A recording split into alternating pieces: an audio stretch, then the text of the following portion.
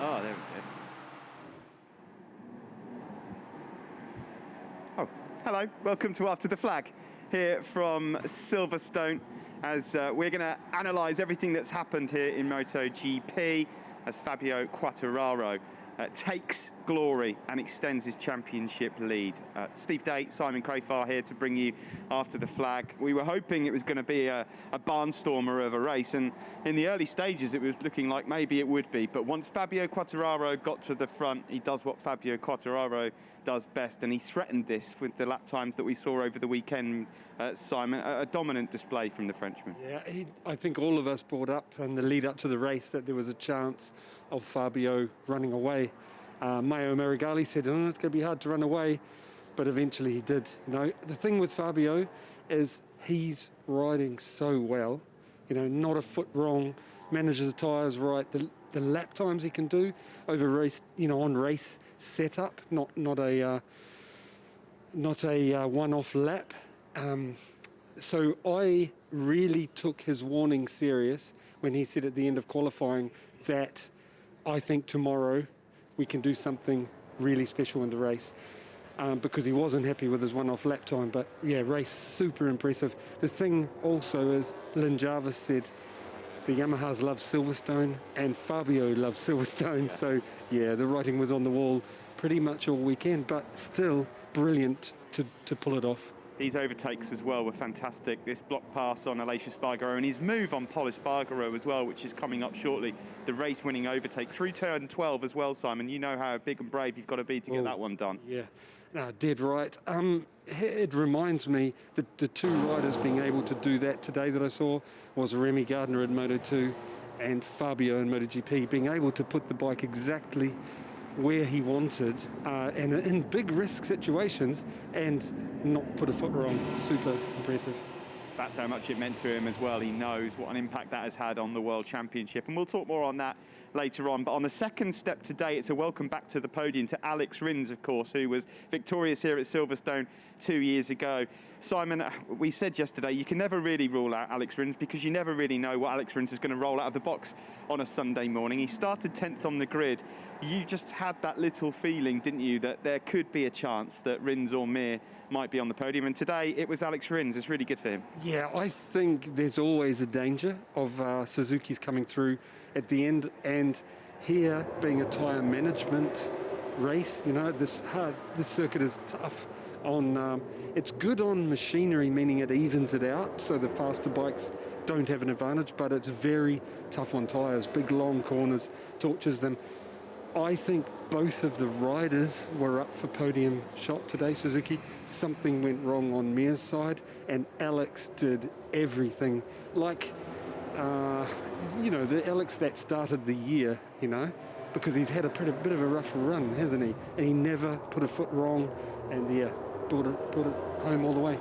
Mir's going to be very disappointed with that day. I mean, not just the fact that he dropped back, his teammates on the podium, he's lost ground in the championship as well, he'll be gutted. Yes, and the thing is, with Mir and Bagnaia, obviously, again, something went wrong, because those guys, I firmly believe they would have been there in the fight if they didn't have whatever went wrong. Do you think if Aleix Rins was in a better grid position, he may have had something for Fabio Quartararo or not?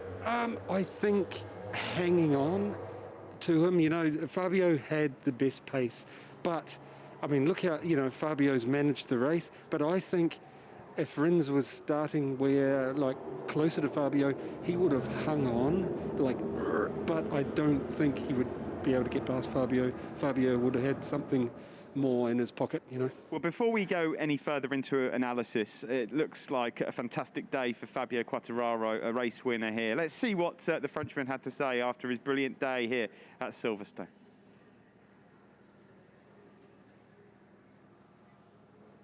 Fabio, many congratulations. A big win for you today. It looked easy to us from the outside. I'm sure you'll tell us it wasn't. Just how difficult and how challenging a race was that for you? Yeah, it was nice because, you know, during the race I was feeling really comfortable. Even the most stressful part is the starts, because you never know if a rider is going to hit you or you are going wide or miss the starts. Also here with the whole shot device was quite difficult. But yeah, as soon as I make the second lap, I was behind the Espargaro's brothers, and and Bagnaia, and I overtake step by step, and I think was nice. And I enjoyed these overtakes, and then my pace was really strong. I never expect to pull away like 1 second in 1.5 laps. So then I was just, enjoying and going with a good pace, but not pushing out to my 100%. So really happy. Yeah, and you mentioned the early stage of the race where you had to be a little bit patient early on, but a few people were slightly interested at your decision to run the soft front tyre at the start of the race. Was that why you felt you had to get to the front soon? And did you at any stage feel that you were going to have problems later on in the race with that choice? Yes, even if the team say it was not going to be a problem, even on the straight I was not going to the slipstream to don't overheat the front tire, but it's quite cold outside, so was not going to be a big issue. But I was just riding well, and I was really impressed by my performance on the braking. Most turn 8 where I crashed, I was catching them a lot, and was nice, and I enjoy so much that race. Normally when I pull away alone it's always super long, and this race was really fast for me. 65 points now, the lead in the championship over Joan. There's still a long way to go, but can you allow yourself now to dream of potentially winning the World Championship, or is there still a long way to go? It's a long way to go, but I had a goal on my mind to don't think about the championship until Misano. And right now I don't want to think about the championship at all. I'm not thinking right now, and it's how you increase your lead. And it's what I want to do. I don't want to fight until the last moment with playing with the points. I want to win. I want to win races. I want to fight for the podiums, and then we will see the result at the end of the year. But right now I'm on the moon, and I feel so good on the bike. So thanks to the team, and it was great to see the fans. And win on a Monster GP with a full Monster bike was nice. And the next opportunity to potentially increase your lead is Aragon. It was a circuit that you had a slightly difficult time last year, but I guess you're confident that it'll be a different story this time.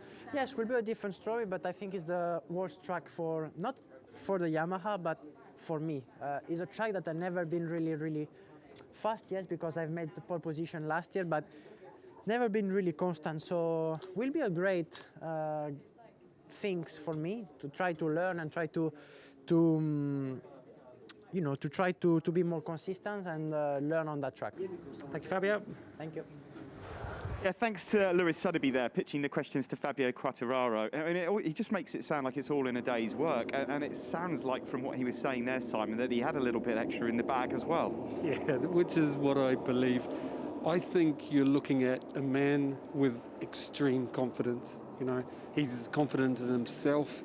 We've said a few times that he's really matured over the last 12 months, a lot, and extreme confidence in himself, but also the machine, the feel of the tyres, the whole package is there, and he's going to take, it's obvious for everyone to see, he's going to take a lot of stopping, a lot. I think he'll keep this run going. There might be tracks that are harder, that he'll do, but he normally still fights his way onto the podium. I think that the only thing I can see stopping Fabio is technical problems, which are reasonably common, not at Yamaha recently, but also injuries. This sport is cruel, and so that's why you can never go, he's won it, because... Well, that almost happened earlier in the weekend, of course, with the crash at turn 8, when it looked like, to begin with, there was a major problem with his ankle. He's 65 points up. He said that he doesn't really want to think about the championship until he gets to Misano.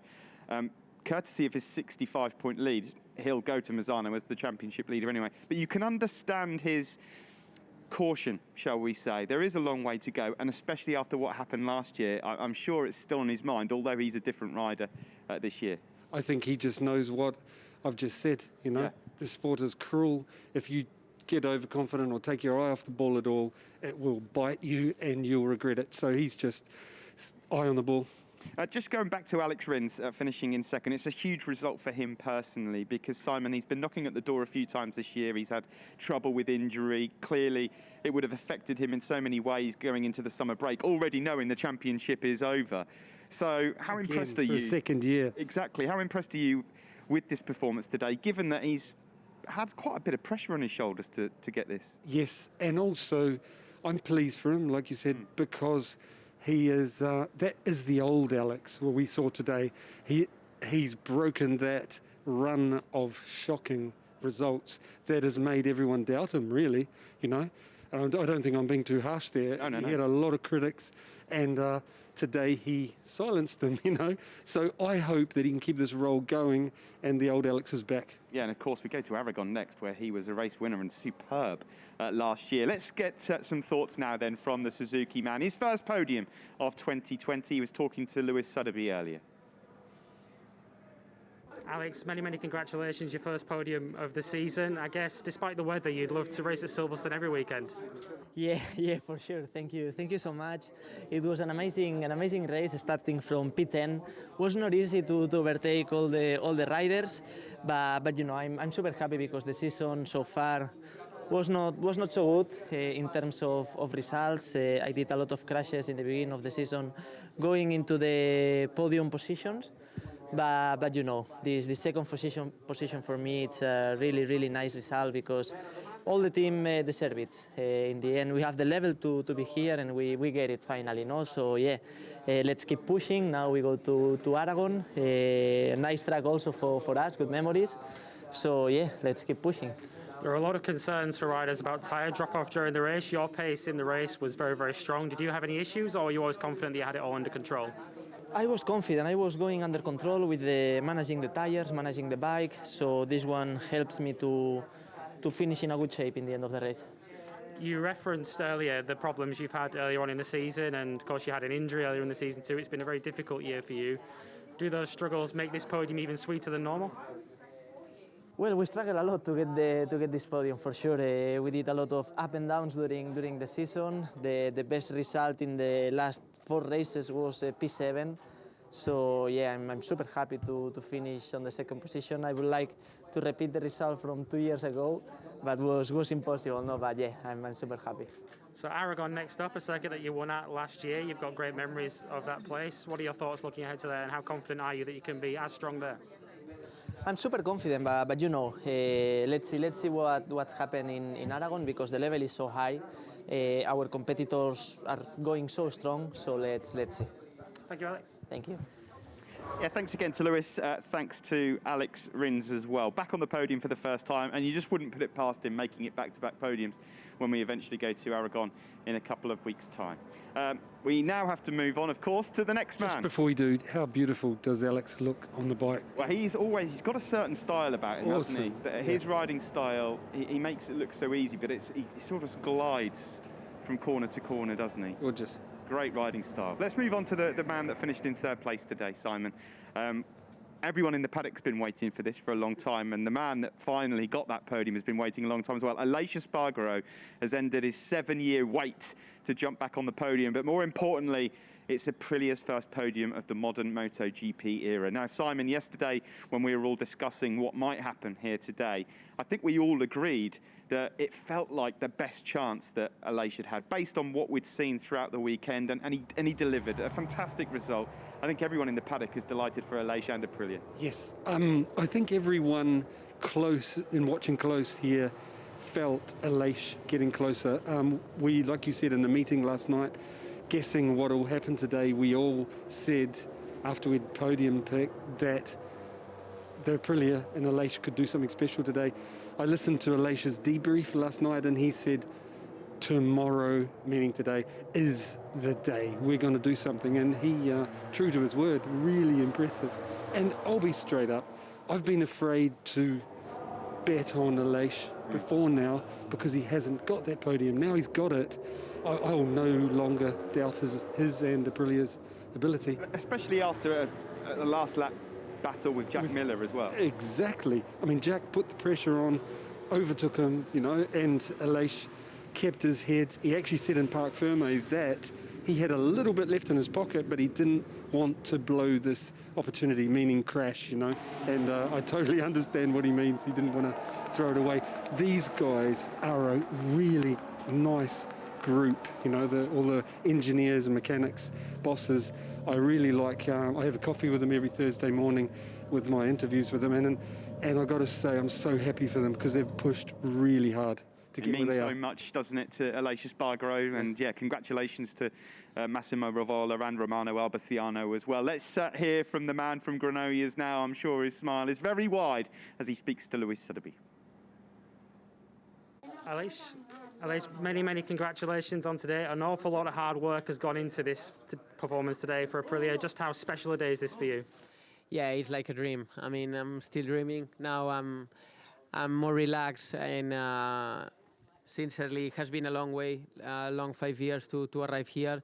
Especially 2 years ago was very difficult, very difficult, because I had many crashes. The bike was not competitive, and I suffered a lot. So I think a couple of times to end my career or to move to another thing. And you know, I never give up, and finally to be here is fantastic. The good thing is that it's not just one race due to the weather or due to the crashes. We've been very competitive, very close to the podium all season. So finally achieving the podium is fantastic for Aprilia, for everybody of Noale, for myself, and yeah, I just want to stay here to keep working hard and keep the momentum. Absolutely. I mean, it's been a performance that's been on the cards all weekend. You've been competitive right the way through the weekend, and it's been a great weekend for the family too, with Paul on pole yesterday. And it looked like you were having a battle for the podium at one stage. In fact, you were first and second very early in the race. Just how special a feeling was that to be following your brother and battling for the lead of a MotoGP race? Yeah, it was unbelievable. I did a good start, and when I saw Paul leading with some gap, I catch him. And there was a moment in lap 2 or lap 3 where I just watched for a moment, for a second, a big screen, and I saw a gap between Paul, myself, and the third. And I said, no, come on, this is not real. Hopefully the race end here and will be like a dream. And then, yeah, I felt strong, so I decided to overtook him and try to go to catch Fabio, but he was stronger than me. So at the end, I just decided to stay with Aleix and finish the race on the podium. Last lap wasn't easy because also Jack attacked me. So at the end, has been not an easy race to finish in the podium, which made me even more proud. Massimo Rivola was very keen to mention Fausto Grassini, who of course isn't here today to celebrate this podium with you. Just how big a role has he played in your road from the start of your time with Aprilia to here, and just how special a day is it given that everything he's put into the team? I'm completely sure that Fausto is watching us from the sky. You know, arriving to the garage after the podium and seeing, or in the podium and seeing him as happy as he will be, it will be like a dream, you know.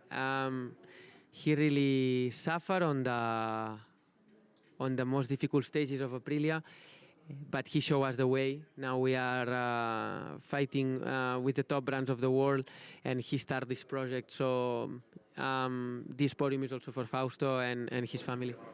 And Aragon next up. Historically, that's a circuit where you've had most of your best results for Aprilia. It's a very strong circuit for you. Podium today, is the win next? Yeah, I'll try. Why not? I mean, there is no big difference between all riders of MotoGP. We are quite equal, except Fabio, who is one step faster than the rest, because sometimes there is one rider or the other in the podium, but he's always fighting for the victory. So apart from Fabio, the rest we are very similar. So I will try in Aragon to be a little bit stronger. I will not have the pressure to make my first podium, so I will be a little bit more relaxed, riding a little bit more relaxed, and hopefully I can fight for the victory. Thank you, Aleix. Thank you. Yeah, thank you very much, Aleix Espargaro. You wouldn't put it past, would you? Back-to-back podiums for Aleix in Aragon next. It's a circuit he traditionally runs very well at. I think that the main point of this, Simon, this year is this isn't a one-off. As Aleix just alluded to, there was no flukes involved. No one crashed in front of him. Yeah. This has been coming, hasn't it, for Aprilia? And Maverick Vinales must be rubbing his hands together with excitement at the RSGP, because that bike has looked great here at Silverstone this weekend. Yeah, you made a really good point there. After the race, I thought Maverick might get the last laugh, you know, like coming to, I mean, I'm sure he wanted to make it himself, getting the first podium, but this must give Maverick confidence, you know, about it. And Maverick's a very special rider, and he's tiny, you know, so the bike accelerates really well. Everyone must be thinking there's a very big chance of Maverick doing something special on it before the end of the year, if he makes friends with it, you know. And Aleix, again, I just want to repeat, you could see the emotion that he was holding back there, and huge congratulations to, he mentioned them, you know, Paolo Bonora, an engineer, Romano Albethiano, the head engineer, and Massimo Rivola for steering the project. It's, yeah, big respect. Before I get into an incident that happened on the first lap, I just want to quickly talk about the riders that finished 4th and 5th today. A quick shout out to Jack Miller. Of course, he tried his very best to fight for the podium here today, Simon. Didn't quite work out for him, but he had some good pace midway through the race. I think Jack did a really good job, and I think we all thought he was going to get that podium and steal it. I think Jack did a really good job of managing the tyres in the first part of the race, because today's race was about that, not destroying the rubber in the beginning to have enough to fight at the end. And I think Jack did that really well, just not quite enough to beat Aleix. I'll tell you one other thing about today's race, because it wasn't as exciting as usual, because I think we lost 4 main protagonists that were going to be in there today. That's Pecco and Joan Mir through to, I think, something not right, because they were going to be there. And then we lost Jorge Martin and Marc Marquez in a collision. We lost 4 guys that I think would have been in that group. Okay, well, let's move on to that now. Marquez and Jorge Martin. We'll get a couple of shots of this. It was on the opening lap, which is always going to be busy. Jorge Martin gives Marc Marquez a little nudge into turn 7 here. Which I really liked. I thought, that is proper racing, nothing wrong there, big wide corner. But then what happens in turn 8? Your views on this, please. Yes, I think Marc sees red a bit, you know, like he doesn't want to get pushed around. Jorge ran wide, Marc saw a hole, rammed it in there. He didn't hesitate, and I think he will regret that, because I know that part of the corner, and it's just so risky to pass, because the riders, there's such a small gap. You're going from paint to paint to paint, and you know there's a big chance of a collision. So I think Marc made a mistake by not hesitating, not waiting for the safe spot to get by. When you say Marc might pay for that, what do you mean in terms of he should face some sort of penalty? No. I just think the accident, yes, Jorge left him a little gap, but there is such a small area, a small spot where you can get through, because you have to change direction and you know the bike's going to come back. I think Marc saw red again because he got pushed around by Jorge, wanted to give it back, and I think he'll regret doing it and not waiting for a safer spot.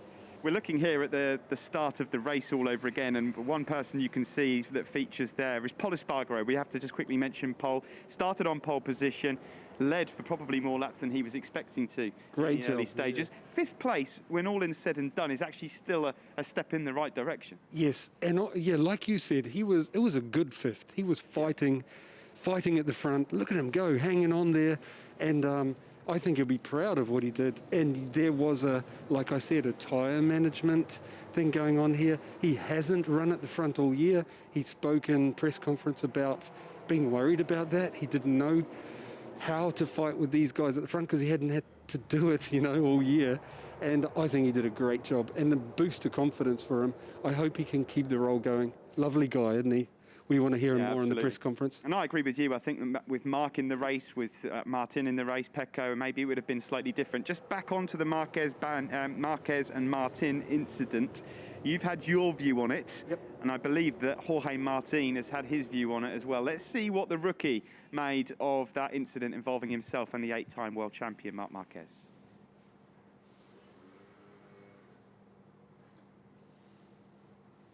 Oh, no.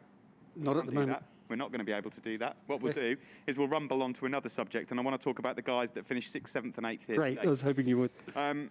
The rookies from last year that haven't raced on a MotoGP bike, Brad Binder, Alex Marquez, Iker Lecuona. Now, we didn't see... And also, Joan Mir never raced here, but not the rookie. Correct, yeah. But these guys finished ahead of Joan, and they had a great race. We didn't see a lot of them because of what was happening at the sharp end, but all 3 of them deserve a mention. Yes, great job.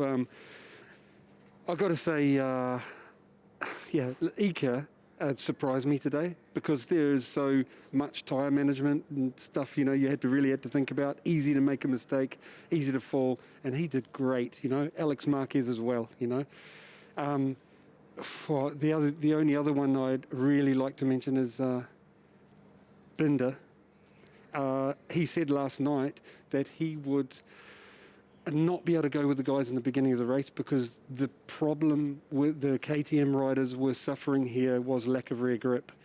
And he said, but at the end of the race, nobody's going to have rear grip, and I think I can do something special. And he did, true to his word. So he's such a Sunday man. Amazing. Really incredible. A disappointing day ultimately for Valentino Rossi. Not sure what happened there. Maybe similar fate for him as the likes of Joan Mir and Pecco Bagnaia here today. Ultimately speaking, Simon, it feels like the day where the championship has already been decided in many ways, because Joan Mir and Pecco Bagnaia really needed a big day here today, and arguably Johan Zarco, but I don't think any of us believed earlier in the weekend Zarco was really going to fight there. How disappointed will Pecco Bagnaia be? Because yesterday he had a big smile on his face. He was building momentum. I mean, I think we all thought he'd be on the podium today. I think you're dead right that Pecco and Joan lost an opportunity today, because I think they were both fast enough to be right there. The thing is, because we haven't got the interviews or haven't seen them, we don't know what happened. But I am sure that there was a technical problem for those two that has kept them out. So they're going to be very angry, you know. When it's your own fault, it's not so bad. But when it's, when it's your own fault, it's hard to take. But I don't think it is. I think they'll be very angry because there's some technical thing holding them back today. Before we go, a quick mention to Moto2. We don't normally do this, but on this particular occasion I want to. How good is it going to be to see Remy Gardner in MotoGP based on his Moto2 effort today? I loved watching Remy today. Remy was like I mentioned earlier, like watching Fabio on track. Supreme confidence. He could do some really touch-and-go moves and pulled them off, made them look easy. And I hope with all my heart that he can keep that going to the end of the year, but also into his first MotoGP year, because it's going to be hard the beginning of next year. Well, Simon, thanks for your thoughts as ever. I'm looking forward to Aragon because we always share a house and you're on cooking duty. And it doesn't get any better than that. Barbecues and beers in Aragon, in Alcanid. That's where we're headed next in MotoGP for round 13. We hope you enjoyed Silverstone this weekend. We'll see you soon.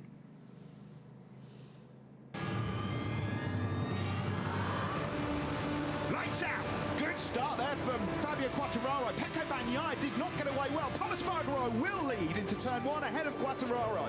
It's into turn 7. Contact from Marc Marquez and Martin. That nudges Marc Marquez wide. And then Marquez has taken down Martin. Marc Marquez and Jorge Martin are down and out. Fabio Quartararo, it's fast through there. That's a really nice move. Oh, and he's wide. Aleix Spargaro is wide, Matt, and that's going to allow through Aleix Rins. He takes second place. Here he comes. He's going to be on the podium. He's coming here from Miller up the inside. He's through. He's trying to bite back. They're almost touching. Aleix Spargaro, though, comes back and they're side by side as they fight for the remaining podium spot. The checkered flag is out and Fabio Quartararo is the British Grand Prix winner. Aleix Rins is back on the podium in second, and Aleix Spargaro does hold on to take Aprilia's first podium in the modern MotoGP area.